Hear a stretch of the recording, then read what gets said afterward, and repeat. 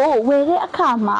စက်ပဲရင်းနဲ့ grand ရဲ့အလဲတကူမှတ်နည်းလေးကိုပြပြပေးမှဖြစ်ပါတယ်ဒီနည်းလေးကကြတော့အတိအကျမဟုတ်တော့ညာလဲကနန်းတွက်ဆက်မလို့ပဲနဲ့အသေးစိတ်မှတ်နည်းလေးဖြစ်ပါတယ်အဲ့တော့စူဇန်တို့တွေကရွှေကိုဝယ်တဲ့ခါကျရင်တချို့ဆိုင်တွေက grand နဲ့ရေးသလိုတချို့ဆိုင်တွေကတော့စက်ပဲရင်းနဲ့ရေးကြတာရှိပါတယ်အဲ့တော့ကိုယ့်အနေနဲ့စက်ပဲရေးဆိုလဲ grand နဲ့တီးချင်တယ် grand ဆိုလဲစက်ပဲရေးကိုတီးချင်တယ်အဲ့တော့ဘယ်လိုလုပ်ရမလဲပေါ့နော်အဲ့တော့စူဇန်ပြပြမယ်1 grand ဆိုလို့ရှိရင်တော့စူဇန်တို့တပဲသားဝန်းကျင်ရှိတယ်လို့ခက်မှန်းခြေလေးမှန်းလို့ရပါတယ်အမှန်တကယ်ဆိုရင်တော့1 grand မှာ9.9ရွေးဖြစ်ပါတယ်အဲ့တော့စူဇန်တို့အသေးစိတ်မှန်းမယ်ဆိုရင်တော့1 gram ဆိုလို့ရှိရင်တပဲ2 gram ဆိုရင်2ပဲ3 gram ဆိုရင်3ပဲဝန်းကျင်မျိုးနဲ့မှန်းပြီးတော့မှဝယ်လို့ရတာဖြစ်ပါတယ်အသေးစိတ်အတိအကျဟိုကြတော့စူဇန်ကနန်းတွက်ဆက်တွေမှာတင်ထားတဲ့တွက်နည်းတွေအတိုင်းလက်ပြီးတော့တွက်ချက်ကြည့်ဖို့လိုပါတယ်ဒါလေးကကနန်းတွက်ဆက်မှာပါတော့ညာလဲ program လို့ပြောလိုက်ပြီးဆိုတော့အော်ဒီရှည်ဒီလေးပဲသားဝန်းကျင်တော့ရှိနေဆိုတာကိုတက်အပ်သိနိုင်အောင်လို့ဗီဒီယိုတွေကနေဖြတ်လည်နည်းလေးပေးခြင်းဖြစ်ပါတယ်ကိုကရွှေနဲ့ပတ်သက်ပြီးတော့လေးလာခြင်းနဲ့ရွှေကိုတေချာသိနေနဲ့ရွှေထိုင်ဖွင့်နေတဲ့ဘေးကစားမယ်မသိဘူးရွှေအပေါငွေတိုးလုံးငယ်လေးနဲ့လောက်ကန်ခြင်းနဲ့ဆိုရင်